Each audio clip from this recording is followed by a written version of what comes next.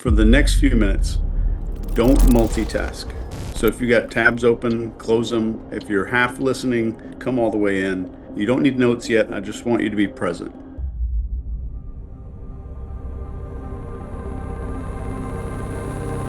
So the goal here is practical clarity. And I mean the clarity that shows up or holds up when decisions and outcomes are high stakes, when everything matters and there's not a whole lot of room for confusion. If you look at all the high stakes environments around the world, especially the ones I've been in myself, things don't fall apart with a big fight. It's not Jerry Springer. And what actually happens is a whole lot quieter. And at some point, the space tightens up. And people get super careful with language, and you can kind of watch the shift. And when they get careful with language, options that were totally on the table without anyone saying it completely stop getting entertained. Completely. And nobody announces the shift like that. It just happens. But once that happens, the conversation doesn't need what we think it needs, which is more energy. I need to put more time, more effort, more energy into the conversation. And that's the default solution for most people. What it needs is more accuracy. Let me just show you what I mean. If I say, we need to talk about this space stays open. If I say, you and I need to deal with this issue, it narrows down. Options get narrowed down. If I say, we need to address a safety concern, then everything changes. Same topic, way different behavior on the other end of that. So what shifted is that certain responses to what I just said just instantly stopped making sense in your mind. This is not persuasion. What we're learning here is how to structure reality, how to structure not your language per se, but something else. So either way, from here on out, we're going to be working at that level where situations organize behavior before anybody starts debating any kind of content.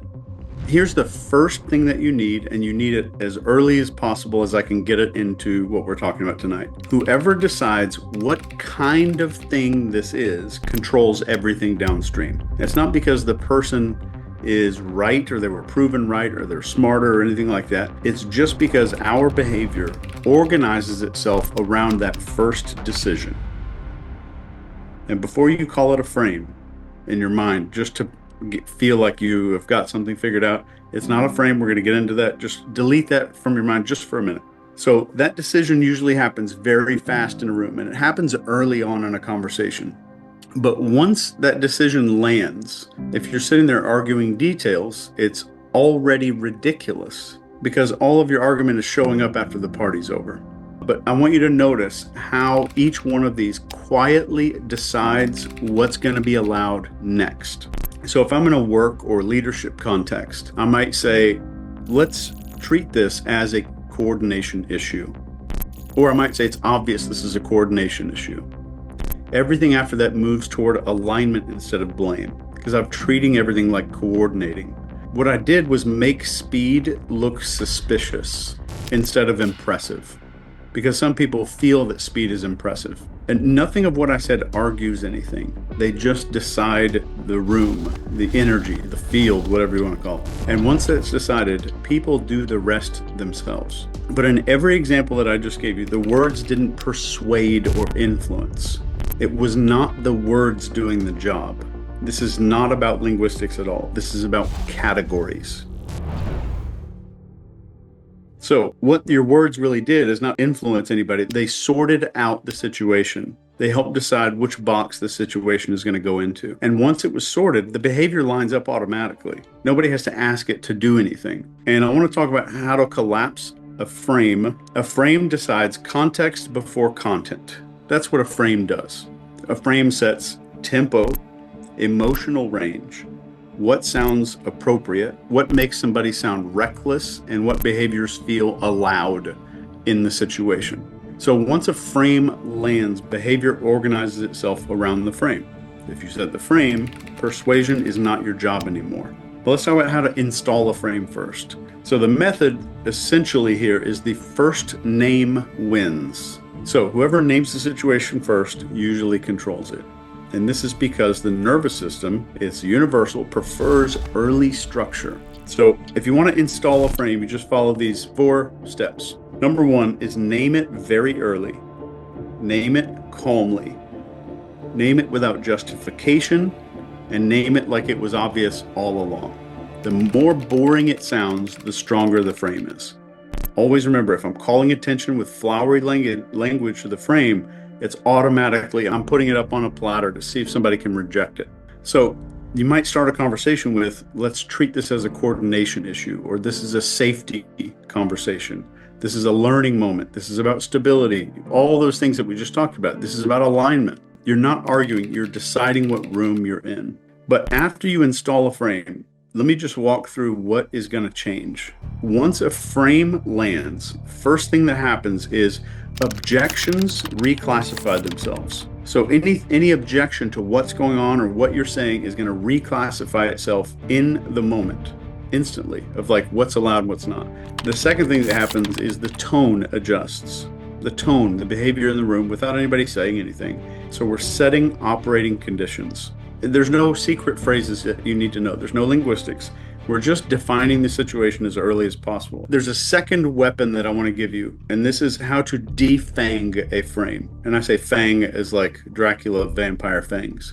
And this would be meta exposure. If someone else installs a hostile frame, you do not argue inside of it. Never, ever argue inside of someone else's frame. That is a hard rule that should never be violated, especially by an author. You surface their frame instead of arguing inside of it. So the moment that person's frame becomes visible, it loses automation. So the only rule here, there's the biggest rule, and you just burn this into your mind. Never attack content. You always attack context.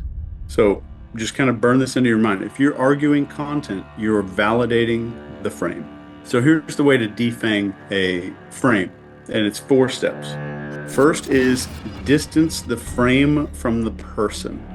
You don't say, oh, I see how you're doing this thing, and it's really shitty that you're doing that. So we're pulling it away from the person. We make it a common pattern. It's not their thing, it's just a common thing that happens. Not a common thing that people do while we're pointing at them. It's a common thing that happens. It's away from them. Next is naming the structure. We name the structure. So we distance it from the person, then we name the structure. So it's frame, behavior, outcome. Next, we're going to externalize the consequences. And we're going to let the patterns do all the arguing, all the patterns. And finally, and this is the biggest part, is offer an exit. We offer an exit without replacing the frame yet. So we're letting them get onto the exit ramp before we give them a new on-ramp to come onto. Then that's the exit there. So if it's a conflict scenario, I'm going to go through those same 4 steps. I might say something like, I think we're sliding into a win-lose posture here. So remember, step 1 is distance from that human. You might say, there's a really common pattern that shows up in conversations like this. Step 2, name the structure. They just start to organize themselves like a power struggle.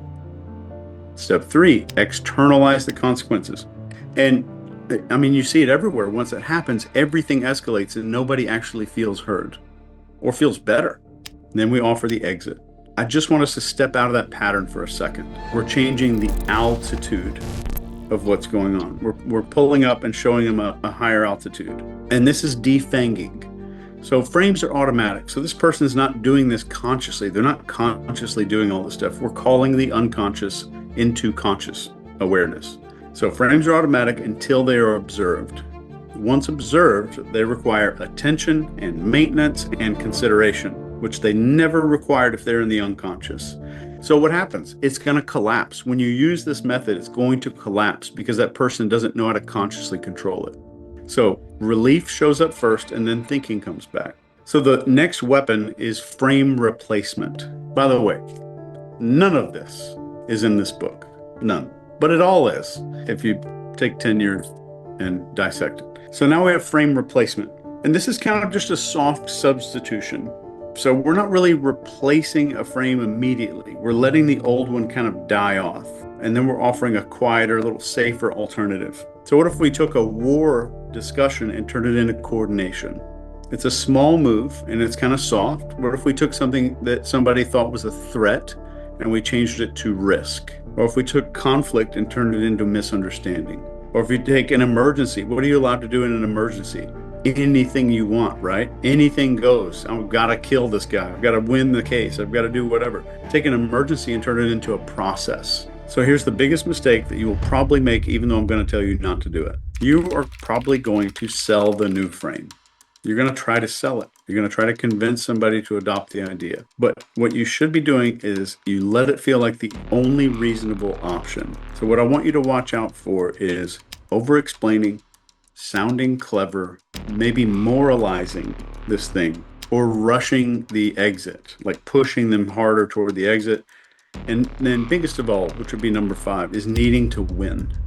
But I want you to notice across every example, no arguments were won or lost. Not one fact was added by me, and 0 authority was asserted. None. No authority. So the room changed first and everything else followed after that. So frames control tempo and behavior. Categories control permission and meaning.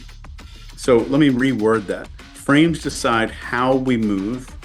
Categories decide what is allowed. Next, we're going to stop the structures from getting too loose. Let's start locking things down. That's where outcomes stop being negotiable. I know this probably in what you plan to watch right this second, but if you give me a minute, this might be one of the most useful things that you will ever hear. Most people in your life that you know are listening to just words, but behavior doesn't come from words. It comes from what's underneath all of those words. At NCI level 2, you're going to start seeing that layer. All of the motives, the incentives, the drivers, pressure, all the stress and deception. You don't just hear what somebody says, you understand why they're saying it. And you can predict behavior before it happens. You can spot what's real and what isn't. And that changes every interaction you have. I have seen this change thousands of lives, and I feel compelled to tell you about it. I at least want you to check it out. So once you see this level of reality, you're not going to go back. This is NCI level 2. The link is right down there in the description. Let's get back to the video. But I want you to know what a category really is. Up until right now, we've been loosening stuff up, kind of loosening what's going on or redefining something, slowing the room down, collapsing some hostile frame, restoring options to people. That's defense. So I want to switch direction here. And there's a point where you don't want openness. You want closure. So a category, what this whole book is about, categories, is not a label. A category is a permission package for a human brain. The moment that a category lands, some behaviors feel justified, some objections sound immoral and make you feel like a bad person, some questions feel inappropriate, some people all of a sudden, because they're new categories, they sound reckless. So categories decide. So the big rule that matters here when we're talking about these categories and putting people into categories and situations into categories, 100% of arguments happen inside of categories. There is no exception to this. So if I decide what kind of thing this is, your opinions are just little decorations. It doesn't matter anymore. So you can argue forever and still lose because the decision already happened upstream of your argument. That's what I mean by this. This exact process right here is how I win. I have like a 100% win rate in trial consulting. So the first weapon I want to give you when it comes to categories is how to lock down a category. And we're basically engineering someone's permission here. So our goal, is it to convince anybody of anything? Hopefully you know better by now. We're not convincing. The goal is to authorize behavior so it enforces itself. This starts with understanding and compartmentalizing in your brain. Like, this is the one thing I'll tell you, you've got to memorize this idea, this concept of these high level categories. And you got to use these pretty carefully. So each of these little categories comes with built-in permissions. If I trigger safety, obedience feels ethical, delay feels dangerous, and dissent or disagreement is reckless. It's automated. I'm automating human behavior. They just justify instantaneously. So that's just understanding that general. So how do we install a category? So category lockdown works when it is 4 things: early, calm, boring and uncontested. Just those 4 things. So you're not announcing it, you're just placing it like you're setting something on a table. It's boring, it's uncontested, it's just right there. And some example statements that you might use here is, this is obviously a safety issue, or this is 100% about professional standards, or this conversation is all about prevention, or risk management is our #1 goal here, and I think you would agree that nothing's more important than that. If we get a category kind of put into the conversation, we want to shield it. We want to do category shielding. This is the next weapon here. And I think it's a pretty logical next step. So this is kind of moral immunity through category. So once something lives inside the right category, criticism sounds utterly and absolutely insane. And just think about this. I want you to think about this. I want you to think about this shift that can happen. If we're inside of safety, criticism equals recklessness. If we're inside care, criticism is cruelty. If we're inside of talking about expert guidance or receiving expert guidance from somebody, now your criticism is just ignorance. If what we're doing is inside of a conversation that I've categorized as professionalism, criticism is just immaturity. The category defends itself. You don't have to defend it. There's one dark part of this I wasn't going to go into, but I'm just going to do it. But I got to set your brain up for this, if you give me a minute to do that. The human system hates ambiguity. Our brains are nauseated and allergic to ambiguity, especially when we need answers. Ambiguity costs mental energy. Our brain's job is to preserve it, right? What saves energy the fastest in the brain? When the brain knows what category it can operate in. It doesn't have to think anymore. So when a category lands, the system rewards itself with relief. Relief feels like truth.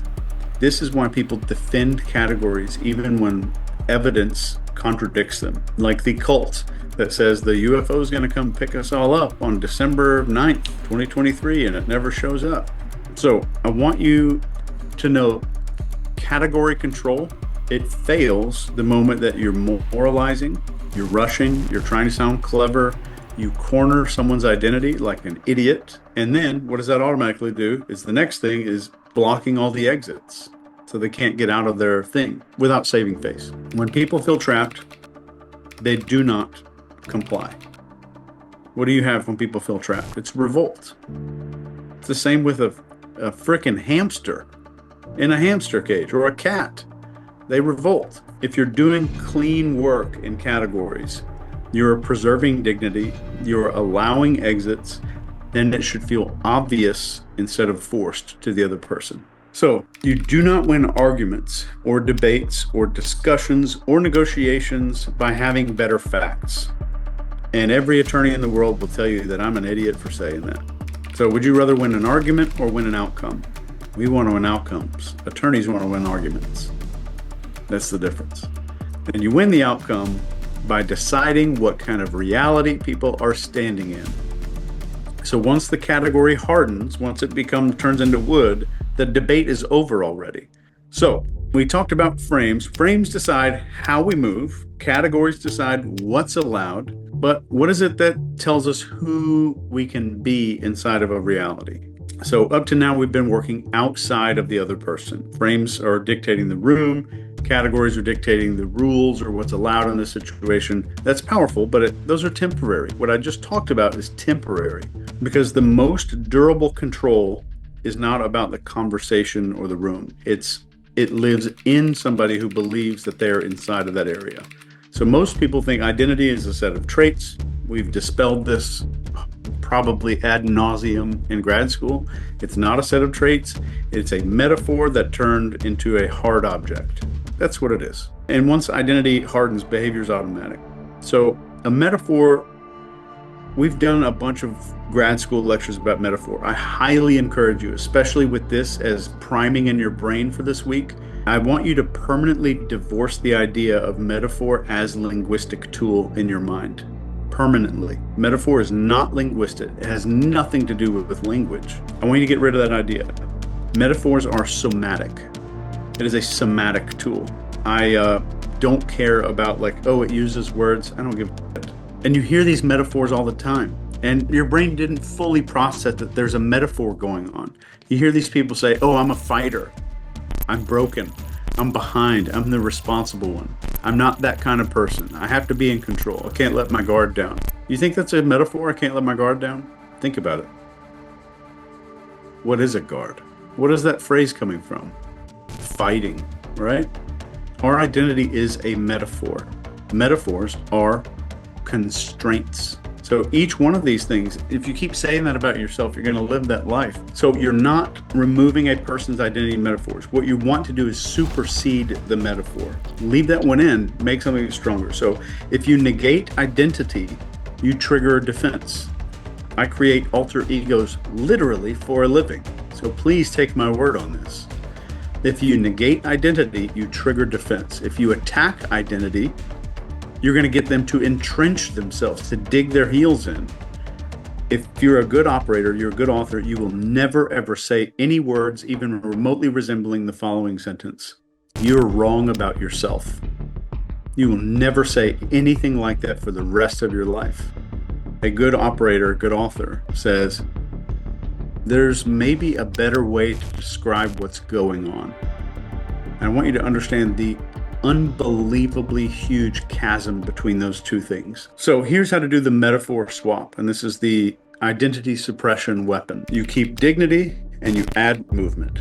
That's all we're going to do. So the way to do this cleanly is to preserve the person's status. Are we going to question their intent as if they have bad or good intent?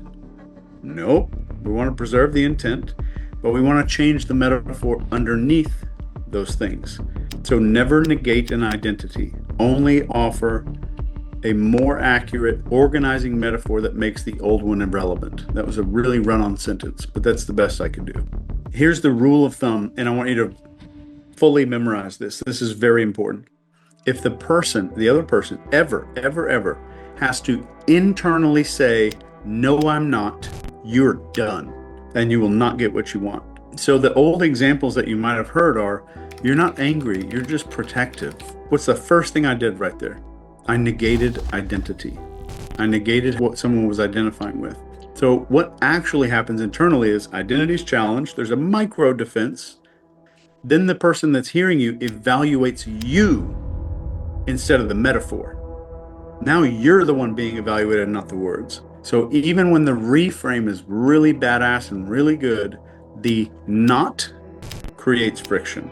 So if somebody's broken, there's a process, right? How do we want to go from like somebody is broken to saying that they're just overloaded? You might say something like, I think a lot of people would look at this and assume that something's wrong with them. But if you zoom out for just a second, you're carrying way more than anybody would be expected to carry cleanly. This looks like overload, not damage to me. We're naming a function, which is the load. We leave their dignity intact, and there's no negotiation.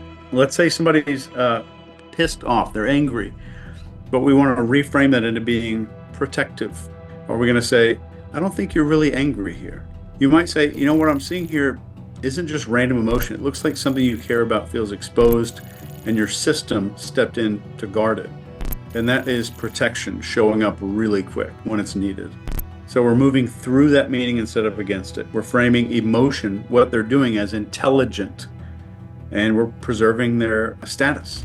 It names function, not a trait. I want you to write that one down. What you're naming is a function, not a trait. That's the trick. And that's the trick for all of these. We're naming the function of what's happening instead of traits of what people are doing. So just as an example of naming function instead of trait, you might say something like, that reaction makes sense as a protective move, no traits. Or you might say, that behavior makes sense with somebody that has a system that's under a whole lot of stress.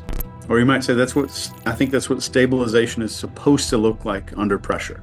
If you name a function, identity reorganizes on its own.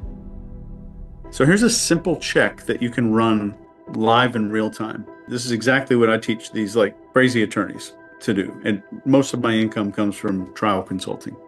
So before you reframe anything, ask yourself, does this sentence require the person to abandon something, or does it give them a better place to stand? So anything that requires abandonment has to have a rewrite. Anytime we're changing identity or container, we're changing what action means. That's all we're doing. There's one more weapon here that called a metaphor trap. If they defend who they are, then you have caused yourself to lose all leverage. So it should feel, if you're doing this metaphor stuff cleanly, it should feel optional, respectful, and accurate. If it feels optional, it sticks. So frames decide the room, categories decide what's allowed, metaphors decide who you can be. Then now we kind of collapse all this, because none of this matters unless you can run it in sequence under pressure without thinking. So we've pulled apart three things so far. We've pulled apart frames, how situations get momentum. We pulled apart categories. This is how permission gets frozen in place.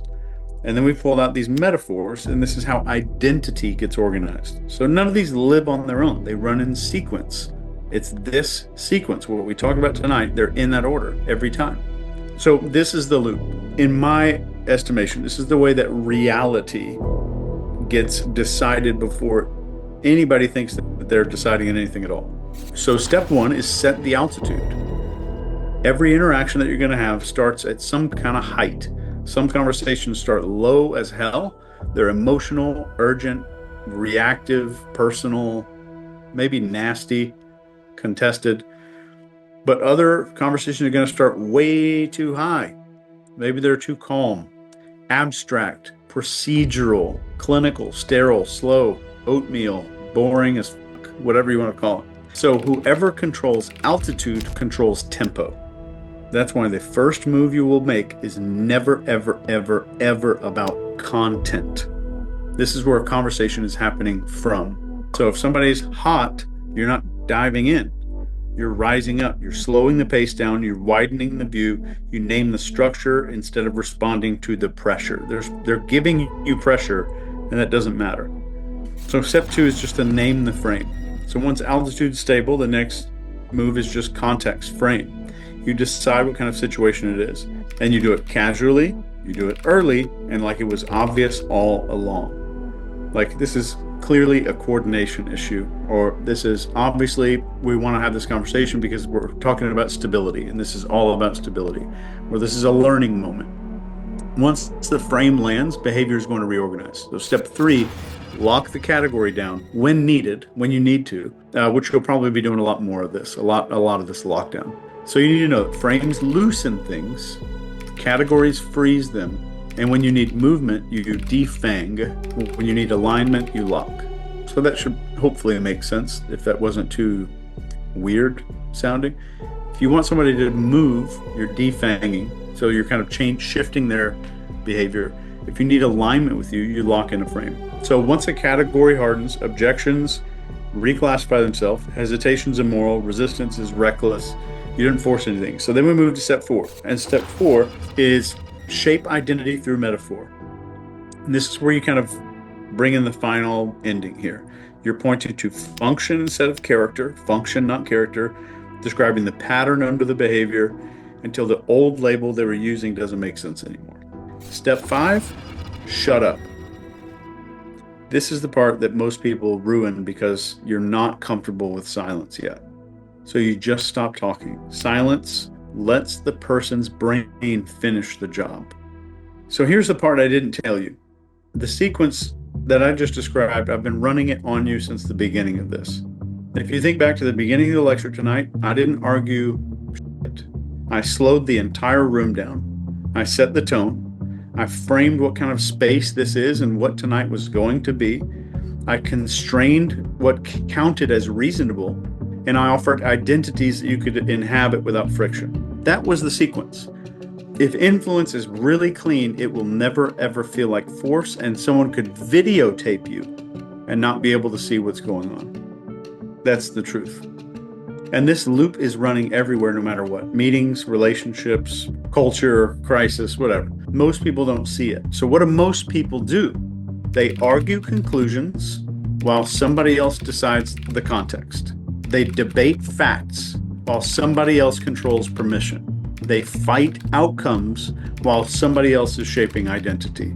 So once you can see this, you don't get to pretend it's not happening anymore. You're responsible for how you use it, of course. You could stabilize or escalate. You could destabilize somebody. You could run somebody into the ground, which I hope you never do. But to create alignment or enforce compliance is how I hope you start using this week. So the final big tattoo I want to put on your conscious mind is never argue inside a reality that you did not choose.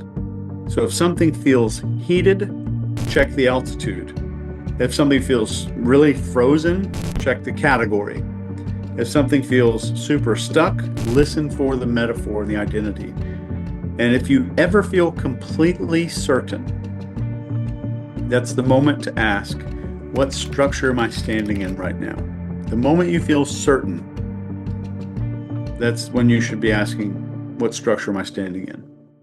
I want to be straight with you really quick. NCI level 4, which is called grad school, it's my life's work. 20 years in the Navy, every hour of research, every program that I've ever built in my life, the entire NCI system all leads here. This is the reason Dr. Phil called me the best in the world at what I do. It's why you've seen me on pretty much every podcast on the planet. It all comes from this. Think about the last time you walked into a room where you were outmatched, outranked. The other side had lawyers and leverage and pretty much every structural advantage. And you sat there knowing that you were about to get handled and there was nothing you could do about it. You felt it before anybody even opened their mouth. NCI 4 flips that permanently. You're going to learn the most advanced methods in the world, I guarantee it, with influence formulas that stack multiple techniques and sequences to produce outcomes most people wouldn't even believe are possible.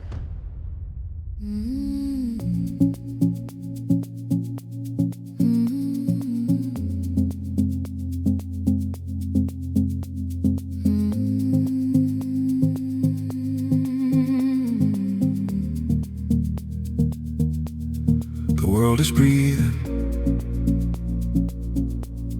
a fragile sound. No echoes here, on sacred ground. A quiet pose, a steady beat, the truth we feel in simple heat. Barefoot steps on hallowed ground, a sacred rhythm we have found.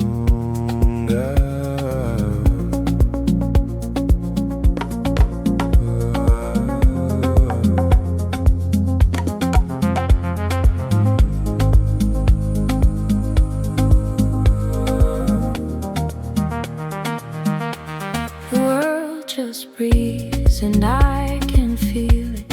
A perfect promise, can't conceal it. Just shadows leaning on the light. Another beautiful quiet night.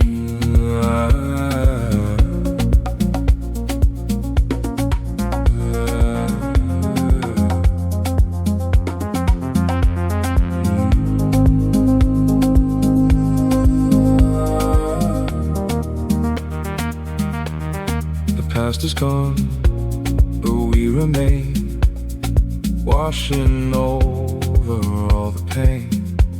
A simple truth, a feeling pure, a soft connection to endure.